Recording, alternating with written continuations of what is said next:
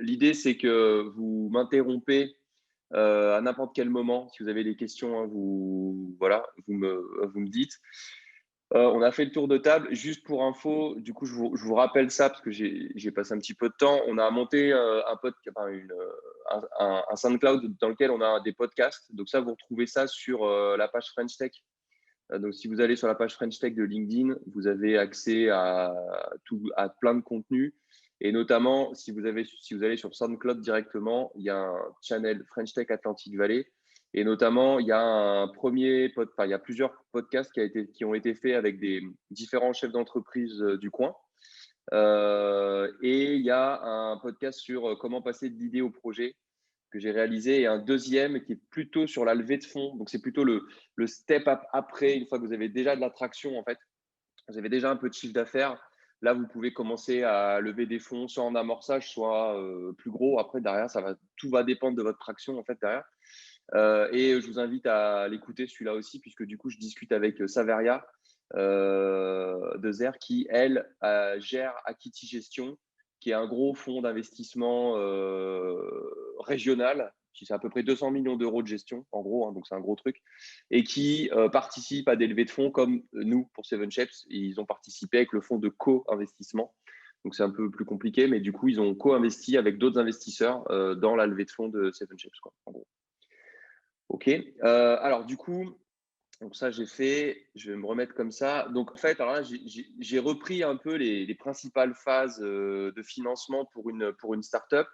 Ça, c'est plus la notion un peu de ça va être cool au début, ça va être super compliqué au milieu, et si ça se passe bien, après, ça sera beaucoup plus facile, quoi. En général, les premières phases où vous allez faire ce qu'on appelle soit un peu de recherche, soit ce qu'on appelle des preuves du concept ou des POC, Proof of Concept, c'est montrer que vous avez un produit qui répond à un problème. C'est-à-dire que vous résolvez un problème. Et en général, ce que je dis, c'est qu'il y a deux types de problèmes. Il y a celui qui est vraiment pain point, c'est-à-dire que c'est vraiment, vous allez résoudre une douleur dans un secteur d'activité ou sur un marché. Et d'autres, ça va être plutôt vitamine, c'est-à-dire que ça va être un truc plutôt cool à avoir, mais c'est moins. Les plus gros business sont les business pain points, en règle générale. Ensuite, vous allez arriver à un moment donné où soit votre boîte va grossir, vous allez avoir plus de charges, et là, vous allez avoir ce qu'on appelle le passage de la vallée de la mort, où là, en général, bah, vous cramez plus de cash que vous n'en rentrez. Et c'est là où c'est hyper important de se financer, de se faire financer. Et il y a plein de façons de se faire financer, mais c'est surtout, c'est quoi les bons ingrédients pour se faire financer, quoi, en gros. Donc ça, c'est un peu classique. Alors, je ne reviens pas trop là-dessus, mais on peut en parler. Qu'est-ce qui a fait que Seven Shapes a levé aussi derrière? Et puis ensuite, derrière, vous avez toute une phase pré-industrielle, industrielle, et puis vous allez monter après, ensuite, derrière, en phase de commercialisation, de développement. Et là, vous allez monter. Et là, en général, il y a plus trop de problèmes pour se faire financer. Alors, en gros, juste le b.a.-ba du financement, c'est juste pourquoi se faire financer, en fait. La seule raison pour laquelle vous allez vous faire financer, c'est que vous avez plus de charges, plus de besoins, en fait. Donc, payer des salaires, payer des bureaux, payer des salariés, vous payez vous, payer des licences de software, payer peut-être de l'infrastructure, etc. Et vous avez un besoin qui est plus ou moins haut, qui va évoluer suivant votre évolution de votre boîte. Et vous allez avoir des hypothèses basses, moyennes, hautes, et un chiffre d'affaires, surtout au début, qui ne va pas être là. Vous n'allez pas générer de chiffre d'affaires assez pour que la courbe rouge soit au même niveau que la courbe blanche, quoi, en gros. Et donc, toute cette partie-là, c'est là où vous allez devoir avoir du financement pour combler ce trou-là, en fait. Et là, il y a plein de façons. Et une fois, il y a plein de façons de trouver son financement. Et dès que vous allez atteindre un équilibre financier, c'est que ces deux courbes, chiffre d'affaires et besoin, se recoupent. Et là, vous êtes à l'équilibre, c'est-à-dire que c'est comme sur votre compte en banque, vous avez à la fin du mois, en début de mois, votre paye, et vous dépensez autant que votre paye. Et idéalement, l'idée, c'est de dépenser moins votre paye, ou votre paye, elle est plus haute que ce que vous avez besoin. Et là, vous faites des bénéfices derrière. Donc, c'est assez simple. C'est souvent ça qu'on fait sur un premier business plan financier très simple. C'est quoi vos charges? Qu'est-ce que vous allez payer? Et quel va être votre chiffre d'affaires? Et tant que ce n'est pas à l'équilibre, ça, dès que vous avez plus de dépenses que de chiffre d'affaires, c'est que vous avez besoin de financement. Alors après, dans le temps, du coup, vous pouvez avoir, ça ne marche pas et vous devez repasser à une nouvelle phase de projet. OK. Alors, Euh, Juste, alors nous, du coup, chez Seven Shapes, alors en gros, si je vous refais l'histoire, de 2000, ouais, de 2010 à 2015, donc je suis consultant, donc je remonte juste un petit peu d'un cran. Je reste 7 ans consultant et donc et formateur et commercial. Et ça, c'est important, le formateur. Donc moi, grosso modo, j'accompagne des entreprises avec la société de conseil dans laquelle je suis salarié. J'accompagne des boîtes à améliorer leur performance, des sociétés industrielles ou de services.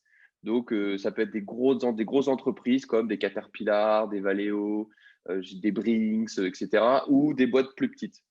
Mon boulot, c'est à ce moment-là de prendre les équipes, de les aider à voir ce qui ne se passe pas bien sur leur processus, de leur donner les bons outils, de manière à ce qu'ils puissent ensuite déployer ça en autonomie, d'abord avec nos équipes, puis en autonomie sur leur entreprise. Pour faire ça, on a besoin de former les gens à des bases, de l'amélioration continue ou du lead management ou de l'excellence opérationnelle. Et à ce moment-là, ça passe beaucoup par des jeux de plateau. Donc, ça passe par des jeux de Lego, des jeux de pliage, des PowerPoint, et voilà, en gros. Et en 2015, je me dis, tiens, ce serait intéressant peut-être de le digitaliser. Je voyais des trucs qui pointaient leur nez. Je me suis dit, tiens, ça serait super intéressant que je digitalise ces différentes boîtes de jeux de plateau. Donc déjà, moi, mon premier point fort, c'est que je connais très bien le marché des industriels et du conseil et de la formation. Et deux, je faisais beaucoup de commercial sur l'Ouest France et quasiment toute la France, plus le pays du Maghreb et la Turquie pas mal. Donc j'ai aussi développé un fort réseau puisque j'étais détaché, l'équipe était plutôt sur Grenoble et moi j'étais plutôt sur Bordeaux. Et, euh, et donc je me suis créé un réseau d'industriels et de personnes. Ça c'est super important aussi, votre réseau. J'y reviendrai aussi. Mais pour lever des fonds ou pour trouver du financement, ça peut vraiment vous aider. Euh, et donc en 2015-2016, grosso modo, je bosse sur le projet. Je commence à regarder un petit peu c'est quoi l'entrepreneuriat, c'est quoi les différentes phases. Je me rapproche du coup de la Technopole d'Angoulême qui me met vite en relation avec des personnes capables de digitaliser, de faire ce que j'avais en tête, c'est-à-dire digitaliser un jeu de plateau, plusieurs jeux de plateau et n'en faire qu'un et faire une simulation. Et du coup, je rentre en contact avec Frédéric Covindomi, qui est mon associé actuellement, qui, elle, à l'époque, gérait une boîte de jeux vidéo qu'il a gérée pendant 18 ans. Et donc, le gros avantage, c'est qu'elle, elle a une connaissance de l'entrepreneuriat, plus elle est ex-directrice financière. Donc, tout ce qui touche au financement, à l'argent, à la gestion de l'entreprise, c'est assez simple pour elle. Et donc, ça m'a beaucoup aidé parce que moi, j'y connaissais strictement rien. Et en gros, nous, donc voilà, en gros. Donc du coup, pour les différentes phases par lesquelles on est passé, grosso modo, je crée la boîte en 2017. Et la première chose que je fais, c'est qu'en fait, je quitte ma société de conseil et je crée Seven Shapes avec pour idée à la base de faire une petite simulation, de digitaliser mes jeux de plateau et d'avoir un avantage concurrentiel par rapport à d'autres acteurs du conseil. Donc au départ, je me dis, tiens, ça peut peut-être marcher, mais je n'avais pas vraiment de business plan. Je ne savais pas trop à quoi ça allait servir, cette petite simulation. Et donc, au début, voilà, j'ai une mini-usine qui assemble des produits et elle ne marche pas très bien. Et l'objectif du joueur, c'est de l'améliorer. Donc, je me suis dit, tiens, ça va accélérer mes phases de formation qui ralentissaient beaucoup mes projets d'amélioration continue, puisque 9 cas sur 10, voire 10 cas sur 10, j'arrivais dans des usines qui ne connaissaient pas du tout la notion de gaspillage, toutes les notions du lean, quoi, en gros, en sachant que ça, c'est des trucs qui sont appliqués dans 99% des groupes, des grands groupes industriels. Donc, première chose que je fais, donc factuellement, 2016, je quitte mon CDI, je fais une rupture conventionnelle. Donc, je pars avec un peu d'argent. Je viens d'un grand groupe, donc moi, je viens de Schneider Electric, parce que c'était Schneider Electric Consulting. Je pars aussi avec une petite aide financière que j'ai cramé en 2 mois, en fait, puisque le fait de monter l'entreprise, plus de mettre un petit capital, parce que je savais que je voulais m'associer, plus reprendre une voiture, etc. En 2 mois, j'ai cramé tout mon cash que j'avais eu. Donc, du coup, voilà. Et je profite du chômage, du coup, forcément, puisque en France, le premier financeur des startups, c'est Pôle emploi. Euh, je commence du coup, ce que je fais, c'est que tout de suite, je monte mon activité de conseil et je remplis au maximum mon compte courant de ma boîte. Et je fais du conseil et je donne des cours. Donc, je fais du conseil, je donne des cours et en parallèle, je mature mon projet de début 2017 à mi-2017 et je mets de l'argent perso dans ma boîte et je suis tout seul, plus des sous-traitants en fait, plus donc l'entreprise de ma future associée qui travaille sur ce projet-là. Deuxième étape, en fait, l'avantage d'avoir créé une entreprise et de faire du chiffre d'affaires, je peux montrer une tendance de chiffre d'affaires. Donc, je fais ce qu'on appelle du bootstrap, c'est-à-dire que le conseil et les cours apportent de l'argent à mon compte courant. Et ça me permet de payer mes sous-traitants, tous mes freelances, 2 stagiaires que j'ai récupérés de l'entreprise de mon associé parce que cette boîte, elle a dû la fermer au mois de juin 2017. Donc, je n'avais pas prévu ça en fait. Moi, je pensais travailler avec elle en parallèle et développer mon conseil et avoir ce produit. Finalement, ce qui s'est passé, c'est que donc, le conseil a marché mieux que prévu et ça me demandait beaucoup de temps en fait, parce que je faisais ça plus la gestion de la boîte, même si j'avais pas beaucoup de monde, mais il fallait quand même que je la gère. Mais l'avantage d'avoir du chiffre d'affaires, c'est que j'ai pu faire un prêt à 0%. Alors, c'est un prêt personnel, en fait. C'est ce qu'on appelle tout le réseau Initiative France. Et à Angoulême, il y a Initiative Charente. Et donc, c'est comme une banque, en fait, avec des personnes qui mettent de l'argent dedans et vous avez le droit à des prêts à 0%. Alors, c'est des prêts personnels, c'est-à-dire que c'est vous, c'est pas votre entreprise qui fait le prêt, c'est vous qui prenez le prêt, donc vous, perso. Mais si vous mettez 100% de cet argent dans votre compte courant de votre entreprise, l'entreprise vous doit de l'argent. Donc, c'est l'entreprise qui rembourse du coup derrière. Okay, mais ça passera toujours, les prélèvements se feront sur votre compte en banque perso. Donc ça m'aide puisque ça me permet de financer mon premier prototype du coup, qui s'appelait Future Factory, qui est ma petite usine qui tourne. Et ça me permet du coup, dès 2017, de tout de suite le tester avec différents clients que j'avais, différentes boîtes de conseil, des personnes que je connaissais. Et donc, je teste rapidement. Donc, c'est un tout petit produit. Et pour le moment, c'est juste une simulation et je regarde ce que les gens en pensent. Donc, au début, franchement, moi, j'ai fait des tests. Les gens ne comprenaient rien à ce que ça. Enfin, le produit, il était tout pourri. Deux, les gens ne comprenaient pas ce qu'il fallait faire. Et quand je l'ai donné dans les mains de pédagogues, ils m'ont dit, mais au bout de 30, même pas de 20 secondes, elles étaient comme ça. Elles disent, je ne comprends rien, je ne sais pas ce qu'il faut faire. Donc, déjà, mon premier produit, je me plante complètement. Ça me permet de tester, par contre, de comprendre que ce n'est pas ça qu'il faut faire.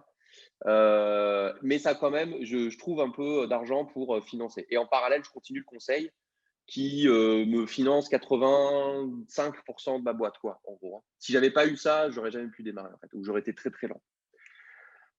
Deuxième étape, 2018, là, on commence à faire nos premiers salons.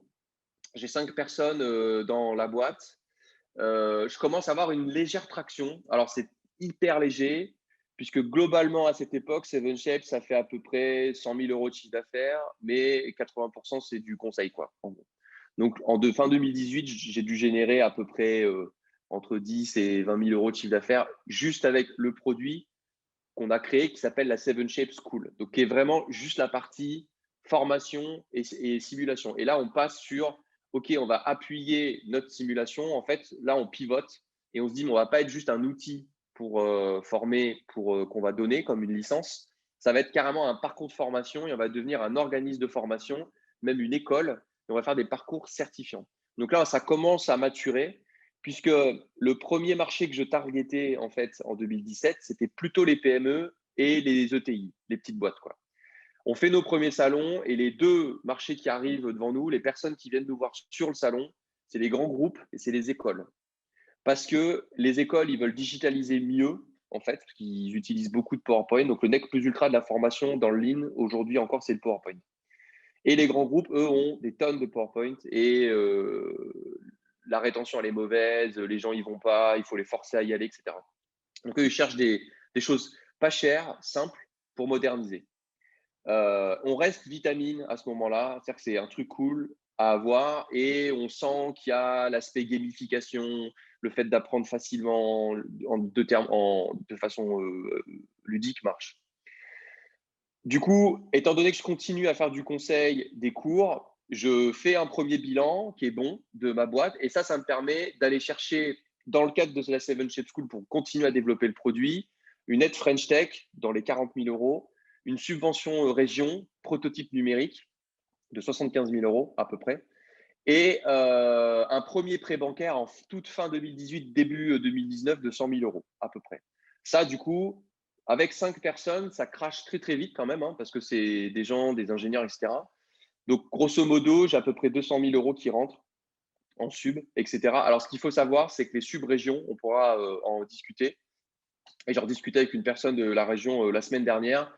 C'est pour entre le moment où vous allez déposer votre dossier et le moment où vous allez toucher l'argent, il faut compter entre 9 et 10 mois, à peu près, pour avoir cet argent-là. Donc, si vous voulez l'argent, il ne faut surtout pas en avoir besoin tout de suite. Il faut avoir de quoi subvenir à tous vos besoins pendant ce temps-là. Puisque en général, il y a des commissions tous les 2, 3 mois. Et ensuite, c'est revalidé. Et le temps que ce soit validé, il peut se repasser encore 2 mois, le temps que ça tombe sur votre compte en banque. Et maintenant, en plus, ça change. Les montants baissent un peu. Et très souvent, c'est versé en 2 fois. Alors ça, c'est tout le temps, en 2 fois. Ça, vous allez avoir 70% tout de suite et 30% à l'issue de l'utilisation de votre aide. Et si vous demandez 50 000 euros, par exemple, c'est que vous avez budgétisé 100 000 euros et que ces 50 000 euros qui manquent, vous les apportez vous-même. Donc, il faut montrer que vous pouvez apporter vous-même de l'argent, donc soit par du chiffre d'affaires, soit par un prêt, soit par autre chose. Et c'est souvent conditionné maintenant. C'est-à-dire qu'ils ne vous donnent plus des subs comme ça, des aides. C'est souvent très conditionné. Donc, ça veut dire que si vous voulez 50 000 euros, il faudra montrer que vous avez besoin de 100 000 et qu'eux, ils vous aident de 50 000, qui va être versé en 2 fois. Donc, ça va être 70% plus 30%. Et ensuite, montrer que vous avez besoin de 50 000 euros. Donc, c'est-à-dire que vous avez, au bout de 9 mois, vos premiers 35 000, puis peut-être 6 mois après, le reste de la sub. Donc, c'est en DAX. C'est en DAX. OK. Encore le gros intérêt aussi d'avoir une société qui fait déjà du chiffre d'affaires un petit peu. Alors là, je mets que le chiffre d'affaires. Ici, c'est le chiffre d'affaires de la Seven Shape School. Hein. Le gap, en fait, entre la courbe blanche et la courbe rouge, c'était le chiffre d'affaires du conseil que je réalisais. Ça me permettait de payer toute l'équipe. Alors, à la fin de l'année, à mon bilan, j'étais à 0, 0. Hein, c'est-à-dire qu'il n'y avait plus rien. Quoi. Et je ne me payais pas, moi. Hein, j'étais toujours au chômage. Quoi. J'arrivais en fin de droit à mi-2019. Mais par contre, le fait d'avoir de l'argent, ça me permet d'avoir accès à un premier prêt bancaire. Donc, nous, on est passé par la Banque Populaire, puisqu'ils ont un prêt, enfin, ils avaient un prêt, je ne sais pas si ça existe toujours, qui s'appelle Innover Plus, dans lequel vous n'êtes pas garant, vous, chef d'entreprise. C'est l'Europe et la banque. Donc, si la boîte crache, vous ne devez pas cet argent-là. Parce que si vous crachez votre boîte et que vous devez 100K, vous allez payer un moment. Quoi. Donc, voilà. Ensuite, du coup, mi-2019, on a besoin d'un deuxième prêt bancaire, puisqu'on a tout plein de charges. On commence à avoir une vraie traction. Donc là, en gros, ce qu'on fait en un an, on le fait en 2 mois en termes de chiffre d'affaires. Donc, on a une traction qui arrive derrière. Et du coup, on voit qu'il y a une vraie traction. Et donc, fin 2019, grosso modo. Alors, nous, on s'est posé la question de lever des fonds en juillet 2018. Et on a eu l'argent sur le compte en banque en juillet 2019. Ça a mis un an pour lever des fonds. On avait une belle traction, on avait déjà du chiffre d'affaires, on avait une bonne équipe, puisqu'on avait 4-5 personnes, directeurs artistiques, développeurs, game designers, chefs de projet, on avait tout ce qu'il fallait. L'association était bonne. Frédéric, qui, elle, a plutôt un passé jeux vidéo, finance, et moi, plutôt une connaissance du marché, tout l'apport qu'il faut faire. Mais finalement, on met quand même un an parce qu'ils attendaient de voir, etc., etc. Donc, on a bien fait d'aller chercher notre prêt en 2019 parce que ça, grosso modo, quand on a levé en juillet, à partir de juillet, il devait nous rester 1 ou 2 mois de trésorerie, à peu près.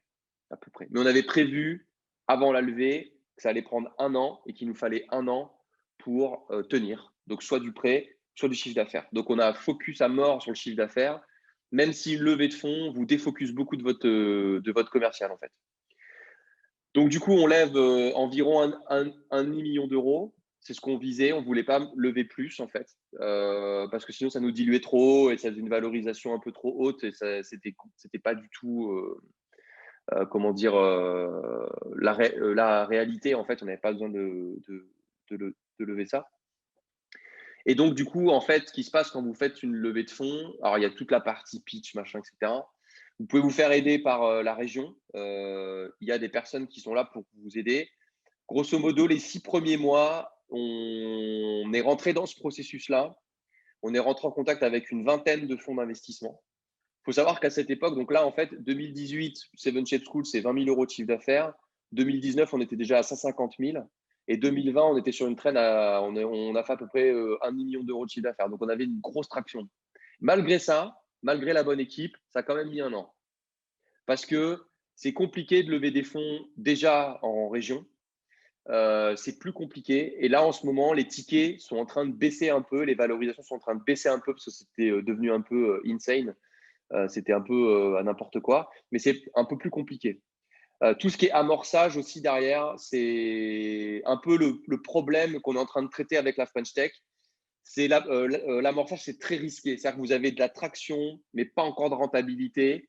Donc, c'est les premiers fonds que vous levez. Donc, les personnes qui mettent de l'argent dedans prennent beaucoup de risques, en fait. Ouais, Thibaut, tu as une question? Ouais, juste rapidement, c'est par rapport justement à cette question de levée de fonds, de BA, etc., etc. Est-ce que tu conseillerais d'aller peut-être chercher plus à l'étranger qu'en France? Moi, je me suis dit Euh, que aux États-Unis, c'était ce que j'ai lu du moins, c'est que là-bas, il y avait moins de réticence et peut-être moins de frilosité. Qu'est-ce que tu en penses? Alors, nous, on a levé, en fait, du coup, et je te parle des États-Unis après. Donc, nous, les 6 premiers mois, on se fait aider, on rencontre tous les réseaux de business angels du coin, des fonds d'investissement nationaux, trop tôt. Pour les fonds type Newfound, IRDI, EduCapital, tout ce qui était un peu, parce que nous, on est plutôt EdTech et industrie, on est un peu entre les deux. Ils nous disent, tant que vous n'avez pas entre 20 et 30 000 euros de récurrent de chiffre d'affaires par mois, vous nous intéressez pas, en fait. Ou alors, ils nous diluaient énormément. Ils prenaient 60% de la boîte. Ça, c'est très mauvais signe. C'est-à-dire qu'en gros, en fait, ils font un peu des gages. Tu ne nous intéresses pas et on prend majorité de ta boîte. Donc, ça ne sert à rien parce que du coup, ça n'a aucun sens quand vous démarrez qu'il y ait une majorité de votre boîte. La première levée en amorçage, c'est 20-25% max de votre boîte que vous allez céder. Max, max, max. Nous, on a cédé 20, quoi, en gros. En fait, après les 6 mois d'après, j'ai changé de braquet. Je suis allé voir du coup des personnes que je connaissais, d'où l'importance de mon réseau, donc des chefs d'entreprise, des personnes qui avaient des sociétés de conseil qui marchaient bien. Et je leur ai dit voilà, j'ai besoin de mes 100 premiers 1000 euros BA. Donc, je vais les voir un par un. J'ai passé une centaine de coups de fil à peu près. Je suis allé d'abord voir les 10 premiers où je sentais qu'il y avait potentiellement, ils pouvaient mettre d'argent et mettre des tickets de 25 à 30 000 euros, quoi, en gros. Ça fonctionne. Je commence à avoir une première lettre d'intention d'investissement, puis deux, puis trois, puis quatre, puis cinq. Et au bout de la cinquième, j'arrive à mon enveloppe de 125 000 euros. Et là, en parallèle, malgré tout, mes 6 premiers mois, il y a la caisse, le Crédit Agricole, fonds d'investissement, donc plutôt banque d'invest, qui dit OK, nous on est OK pour y aller si tu trouves tes premiers 125 000 euros. Donc là, vous vous retrouvez avec un truc très chiant, c'est que vous avez des business angels qui sont chauds, mais qui attendent que la banque mette, et la banque attend que les business angels mettent, en fait. Donc, faut y aller. Et pendant ce temps-là, il faut quand même rester focus sur votre chiffre d'affaires. Donc là, ça prend beaucoup de temps. Finalement, ça le fait. On a aussi, du coup, Akiti, donc le fonds de co-investissement qui met. Et donc, finalement, on se retrouve avec une première enveloppe à 450 000 euros. Plus on a un mécanisme aide région. En fait, l'argent appelle l'argent. On a une aide de la région plus un prêt BPI qui vient s'ajouter au-dessus de ça, ce qui nous fait une levée de fonds de 600 000 euros à peu près, en gros. Donc ça met un an. Et une fois qu'on a levé, à ce moment-là, là, on a vraiment eu notre scale, enfin, notre début de scale à ce moment-là, puisque grosso modo, notre chiffre d'affaires fin 2019, c'était 150 000 euros. Et fin 2020, on a fini dans les 400 000 euros, quoi, à peu près. Et là, on est sur une trend à plutôt entre 6 et 1 million d'euros, à peu près de chiffre d'affaires.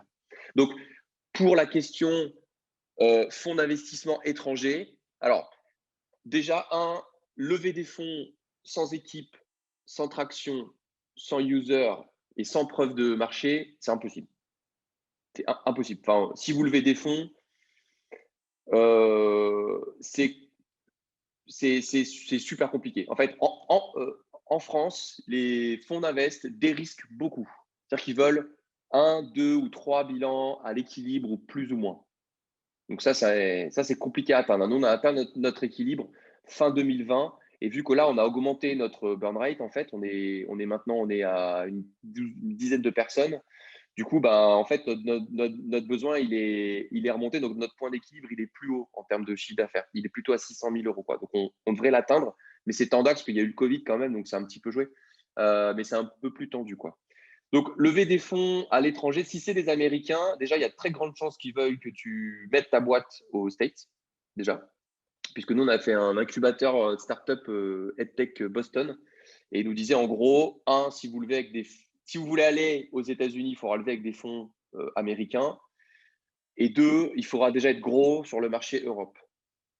Euh, Toutefois, il peut y avoir des business angels intéressés pour investir, qui sont peut-être installés en France et qui veulent investir de l'argent américain en France.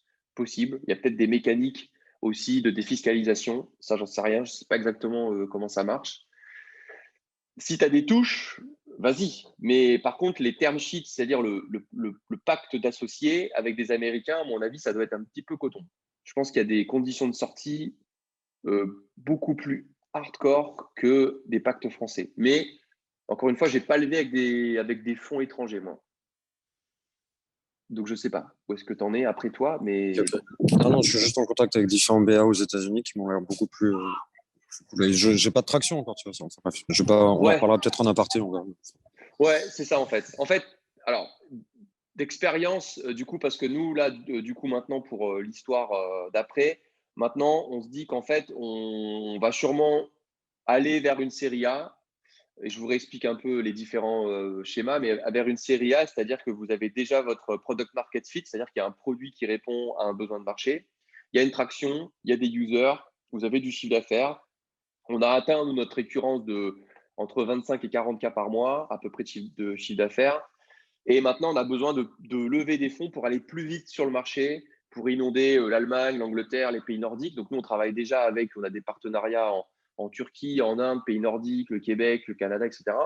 Mais c'est petit à petit, quoi. C'est-à-dire qu'on le fait à notre échelle où on est 10, quoi, en gros, quoi. On est une dizaine, quoi. Donc là, l'idée, c'est de monter à 20 et notamment d'avoir plus de sales, plus de commercial, puisque nous, notre problème, en fait, c'est vendre plus, que ce soit plus connu, en fait.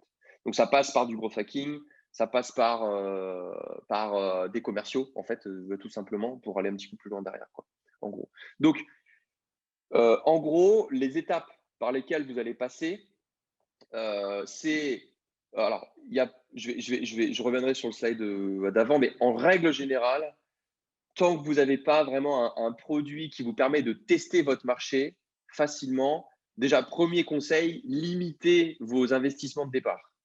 Aujourd'hui, c'est devenu une commodité en fait de créer des outils digitaux. C'est-à-dire que c'est quasiment gratuit de créer un outil. Il y a des outils avec des offres de 3-4 mois gratos. Vous pouvez créer des sites web gratuitement. Vous pouvez créer des plateformes qui communiquent entre elles gratuitement. C'est devenu rien du tout. Au pire, pour 100 balles par mois, vous êtes capable de créer un Frankenstein de produits qui vous permet de tester votre marché et d'AB tester très rapidement.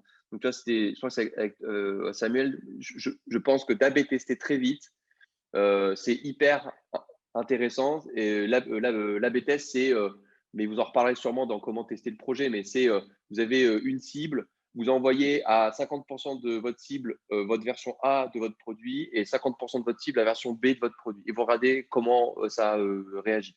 Si les deux ne marchent pas, vous faites une version C. S'il y en a une qui marche, vous persévérez sur A, en gros.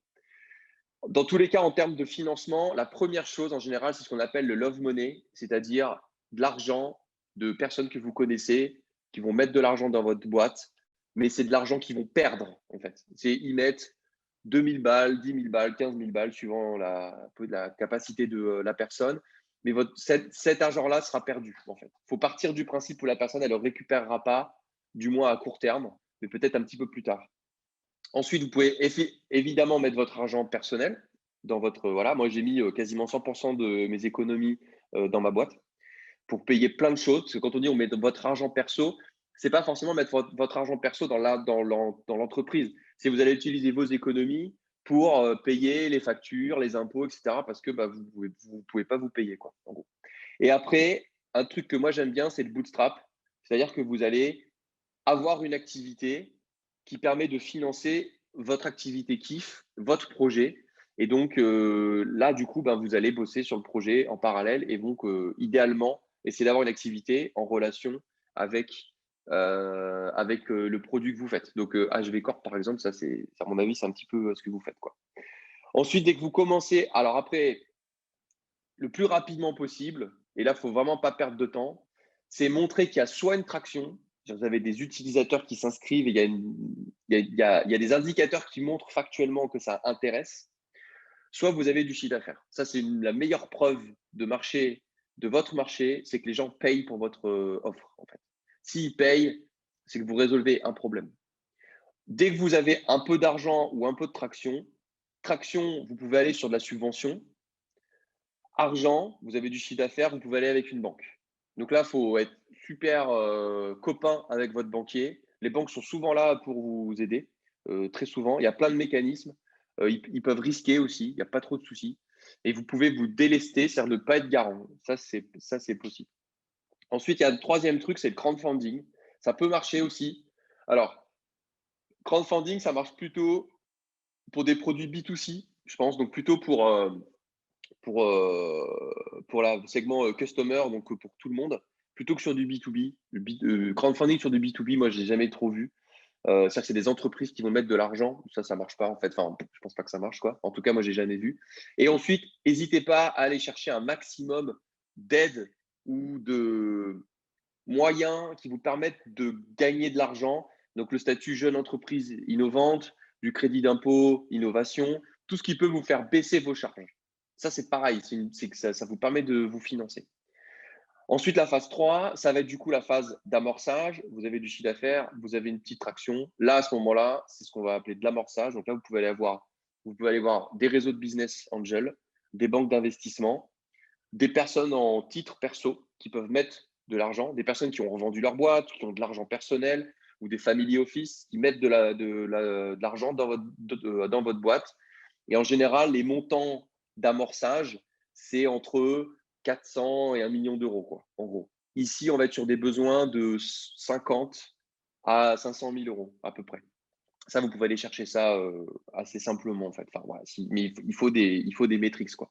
Et ensuite, dès que vous êtes dans une phase de commercialisation ou de développement pur, là, à ce moment-là, vous allez aller voir des venture capital, donc des fonds d'investissement qui peuvent être thématisés ou non. Donc, souvent, il y a des thématiques sur les fonds. Ils investissent que dans l'éducation, que dans la green tech, que dans l'IA, par exemple, aussi. Les banques d'investissement, donc typiquement Crédit Agricole a une banque d'investissement adossés au crédit agricole et évidemment des fonds d'investissement un petit peu plus gros. Là, vous pouvez commencer à taper sur des fonds d'investissement européens ou plus gros, quoi, derrière. Ça arrive. OK. Donc, dans les listes de type de financement, il y a plein de choses possibles. C'est pas exhaustif. Comme j'ai dit, donc l'épargne privée, le love money, les business angels qui veulent être en réseau ou non.